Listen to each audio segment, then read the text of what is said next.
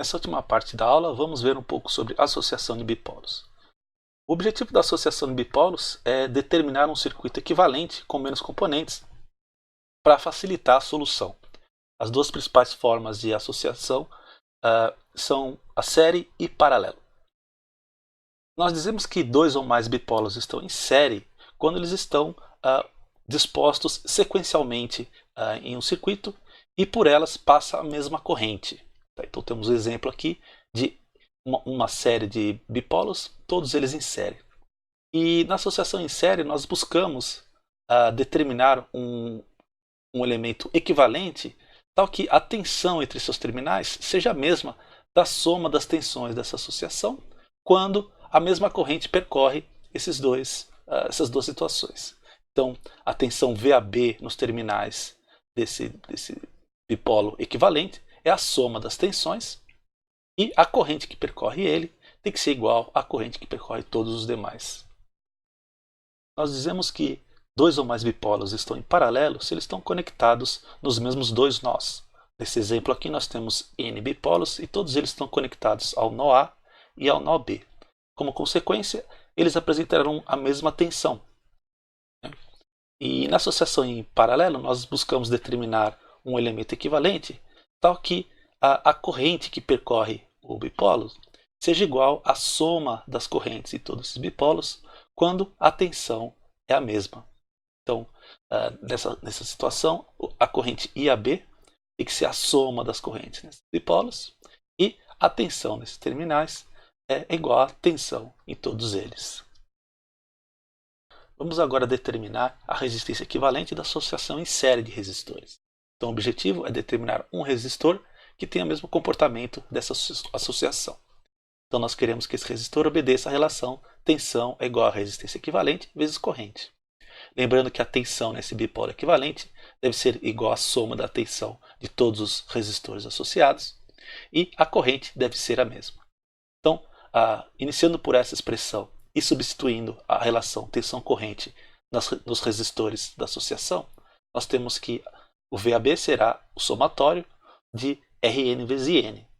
Porém, a corrente em cada um desses bipolos deve ser igual ao IAB. Então nós podemos substituir aqui. E como o IAB não depende do N, nós podemos tirar dessa somatória testando essa expressão. Comparando essa expressão com o desejado, nós notamos que esse termo entre parênteses é a resistência equivalente em série. Então nós obtivemos a expressão VAB é a corrente vezes a resistência equivalente da associação. Então, chegamos na expressão.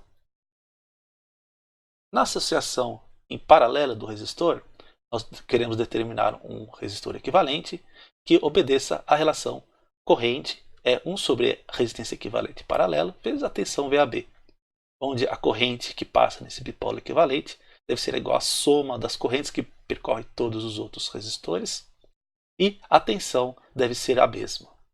Então, iniciando agora por essa expressão, nós temos que IAB é igual à somatória das correntes IN, mas as correntes IN podem ser escritas como a tensão em cada um dos bipolos dividido pelas suas resistências. Como o VN deve ser igual ao VAB, nós podemos substituir dentro desse somatório e esse termo aqui é independente de N, então ele também sai do somatório, testando essa expressão. Agora, comparando essa expressão com essa, nós notamos que o termo entre parênteses deve ser igual a 1 sobre resistência equivalente em paralelo, chegando na expressão final. Se escrevermos isso em termos das condutâncias, então 1 sobre resistência equivalente paralela é a condutância equivalente, é igual à somatória das condutâncias, que é 1 sobre Rn.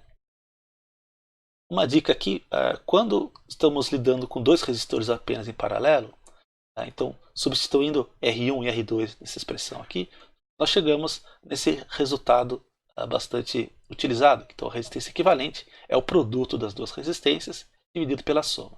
Isso só vale quando estamos associando dois resistores em paralelo. Outra dica é quando nós temos dois resistores de mesmo valor em paralelo. Então, se tivermos uma associação desse tipo, em que temos R e R, aplicando essa expressão, essa associação, nós determinamos que a resistência equivalente vale R sobre 2. Então, se os resistores forem iguais, a associação em paralelo resulta em uma resistência que é a metade delas. Vamos agora determinar a capacitância equivalente de uma associação em série de capacitores. Bom, a tensão nesse capacitor deve ser a soma das tensões de cada um desses capacitores da associação, e utilizando a relação tensão-corrente dos capacitores, chegamos nesse somatório. Nós podemos separar essa expressão em dois somatórios, um envolvendo a integral e o outro envolvendo as condições iniciais. E, bom, a corrente em cada um deles deve ser igual a I a B, então a integral sai de dentro do somatório, porque a somatória é em N. Então ficamos com 1 sobre somatória de 1 sobre Cn, vezes essa integral, mais esse outro termo.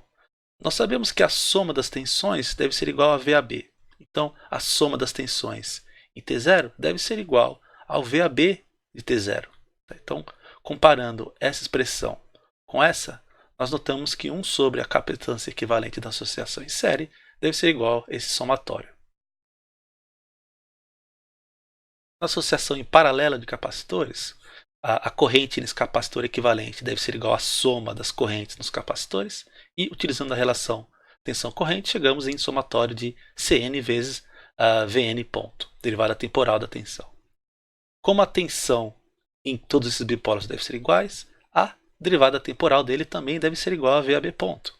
Então, essa VAB ponto é constante em relação a N, pode sair do somatório. Então, ficamos com essa expressão, VAB ponto vezes somatória dos CNs.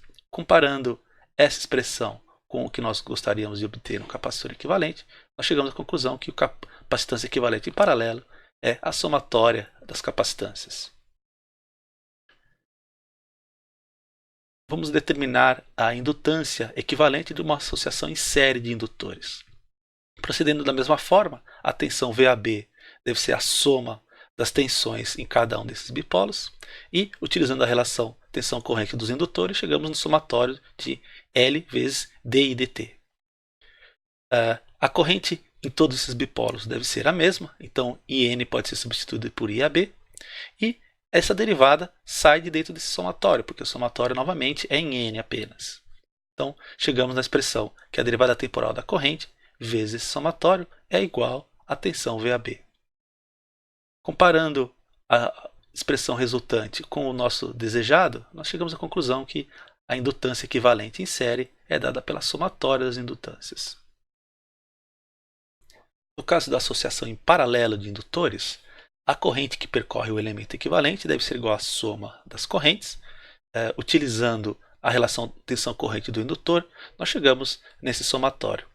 Ele pode ser quebrado novamente em dois, um envolvendo a integral e o outro envolvendo as condições iniciais. E como a tensão em todos esses indutores deve ser igual à tensão do indutor equivalente, a tensão Vn pode ser substituída por VAB. E ela pode então sair de dentro desse somatório, porque o somatório é novamente apenas em N. Então chegamos nesse primeiro termo. O segundo termo é a soma das correntes em T0. A soma das correntes deve ser igual ao IAB, então a soma das correntes em T0 deve ser igual ao IAB em T0. Comparando o resultado com a expressão desejada, nós percebemos que 1 sobre a indutância equivalente em paralelo deve ser igual a esse somatório, determinando a última relação. Podemos também associar geradores ideais, tá? Mas algumas combinações não são permitidas.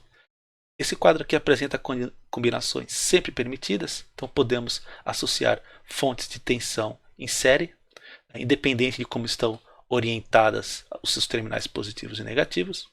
Podemos também associar em série um gerador de corrente com um gerador de tensão, também independente de como estão orientados. Podemos associar fonte de tensão com fonte de corrente em paralelo, independente de como estão orientadas, ou associações em paralelo de fontes de corrente, também independente de como estão orientadas. Nesse caso aqui, o gerador equivalente seria, por exemplo, alguma coisa assim. Então, a tensão nesse gerador equivalente seria a soma dessas duas tensões. Nesse caso, nós temos, na verdade, duas possibilidades. Poderíamos considerar um gerador equivalente que tenha essa polarização. Então note que a tensão desse gerador está indicada de menos para mais. Então, fazendo essa comparação, essa tensão deve ser V1 menos V2, porque V1 está com a mesma orientação do V equivalente. Se quisermos fazer a orientação ao contrário, por exemplo, desse jeito, então essa fonte aqui teria fonte de tensão V2 menos V1. Tá? Aqui vale o mesmo comentário. No caso de fontes de corrente em paralelo, se nós determinarmos que a fonte de corrente está subindo, fonte equivalente, então essa corrente aqui deve ser a soma desses dois. Então, I1 mais I2. Já nessa condição aqui, se nós considerarmos que a fonte equivalente está enviando corrente para cima, então esse valor seria I1, que está obedecendo ao mesmo sentido, menos I2. I1 menos I2. Se a fonte equivalente está desenhada dessa forma, então o valor será I2 menos I1. Então é preciso observar o sentido que está a sua fonte equivalente. Esse quadro apresenta as associações condicionalmente permitidas. São elas a associação em série de duas fontes de corrente ideais. Isso só é permitido quando essas fontes têm o mesmo valor. Ou quando associamos duas fontes de tensão ideais em paralelo. Isso também só é permitido se V1 igual a V2. Para entender isso, imagina que essa fonte é de 1 A e essa fonte é de 2. Então, se fizermos o balanço de corrente nesse nó, nós notamos que está saindo 2 A por esse lado dessa fonte e está entrando 1 A. Então, está saindo mais corrente do que está entrando. Então, isso não é permitido em teoria de circuitos. No caso da fonte de tensão, vamos imaginar que essa fonte é de 1 volt e essa fonte é de 2 volts. Então a questão é qual a tensão entre esses dois terminais. Então há uma indeterminação aqui. Então isso também não é permitido. No caso dos geradores não ideais, essas associações são permitidas. Tá? Para ver isso, lembrar que no caso de fonte de corrente não ideal, existe uma resistência interna em paralelo com essa fonte e aqui também existirá uma resistência em paralelo com essa fonte. Tá? Então agora se calcularmos o balanço de corrente nesse nó, considerando ainda 1 A e 2 A, nós veremos que está entrando 1 A por aqui, está saindo 2 por aqui, mas existe dois outros caminhos aqui, que permitem o excesso de corrente entrar ou sair conforme a necessidade. Tá? Então, o que vai acontecer é que esses resistores vão permitir que o excesso de corrente flua pelo circuito e faça o balanceamento correto de corrente. No caso de fonte de tensão, então vamos imaginar que isso aqui é 1 volt, isso aqui é 2 volts. No caso da fonte de tensão não ideal, existe uma resistência em série entre esses dois elementos. Então o que vai acontecer é que a hora que você ligar esse circuito, vai começar a passar corrente nesses resistores aqui e haverá uma queda de tensão nesses resistores. A queda de tensão nesses resistores será tal que ficará determinada a tensão entre esses dois terminais. Essas são as referências utilizadas nessa aula. Caso de alguma dúvida, entre em contato.